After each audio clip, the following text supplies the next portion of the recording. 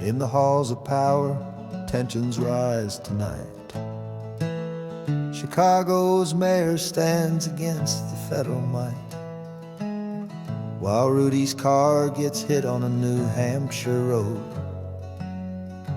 And Jan 6 rioters seek their compensation load. Crisis meets resistance on American soil as political divisions continue to roil. From city streets to foreign shores, the world keeps turning, power roars. In China's halls and Gaza's sand, we're watching change across the land. Tonight's the night we tell the tale of human stories without fail. She calls the leaders to his Shanghai door. 20 nations gathering for something more, while Putin travels seeking trading friends as economic pressure never ends. China tries to build a bridge away from US power on display. From city streets to foreign shores, the world keeps turning, power roars. In China's halls and Gaza's sand, we're watching change across the land. Tonight's the night we tell the tale of human stories without fail. In Gaza's ruins, Abu Obeida falls. Hamas spokesman answered his final call, while Australia sees rallies in the street, immigration tensions and rising heat. A firefighter detained while fighting flame came here at 4 but bears the blame.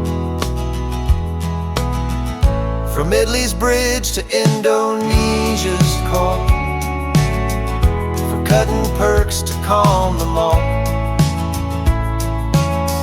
The world spins fast with breaking news. Each story matters, each one's true. Sunday evening the story's told of power plays both new and old. Tomorrow brings another day with more stories on the way.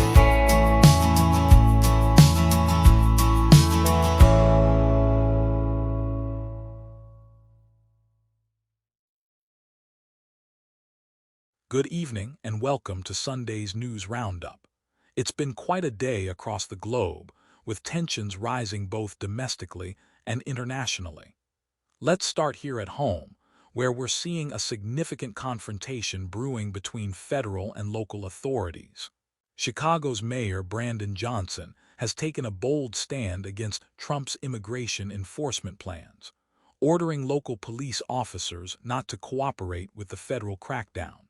This represents a major escalation in the ongoing battle between the White House and sanctuary cities, setting up what could be a constitutional showdown over federal versus local authority. In other domestic political news, we're seeing some rather unusual developments from January 6th cases. Those rioters who were already pardoned by President Trump are now pushing for financial compensation, believing their prosecutions were unfair. One lawyer is proposing to create a panel that would determine damages, a move that's raising eyebrows across the legal community. Meanwhile, former New York City Mayor Rudy Giuliani was injured in a car accident in New Hampshire earlier today. According to his head of security, Giuliani suffered a fractured vertebra when his vehicle was struck from behind on a highway. The 80-year-old former Trump lawyer was reportedly taken to a local hospital for treatment. Turning to international affairs, we're watching some significant diplomatic maneuvering.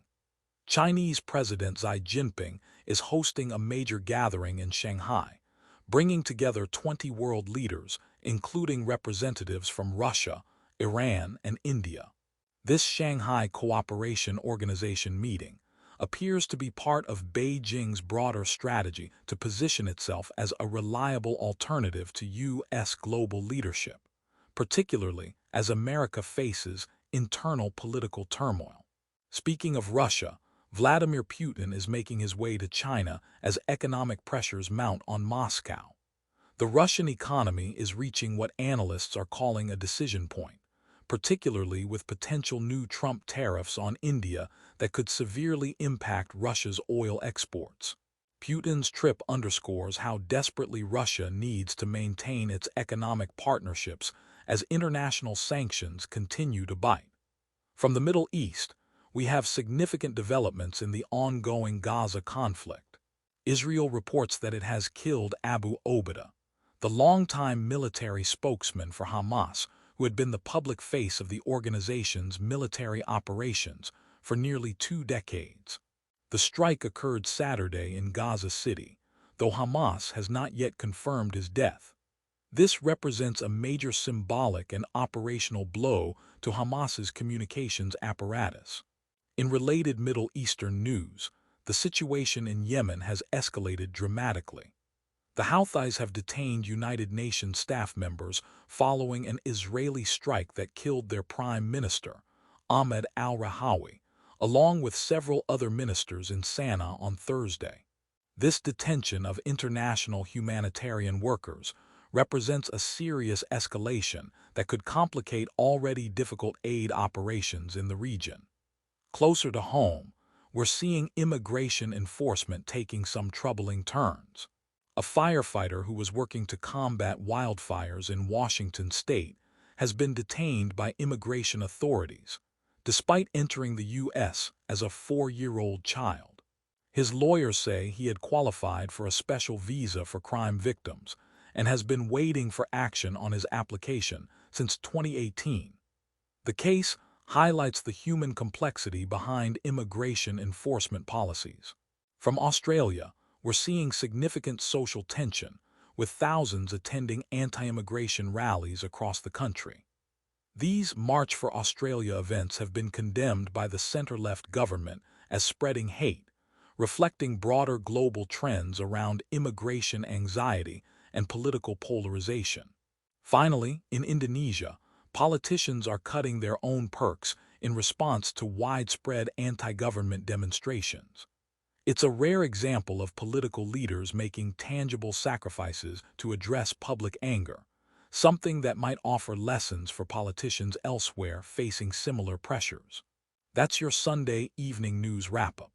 From Chicago's resistance to federal authority, to China's diplomatic chess moves, to the ongoing conflicts in Gaza and Yemen, it's clear that both domestic and international tensions continue to shape our world in profound ways.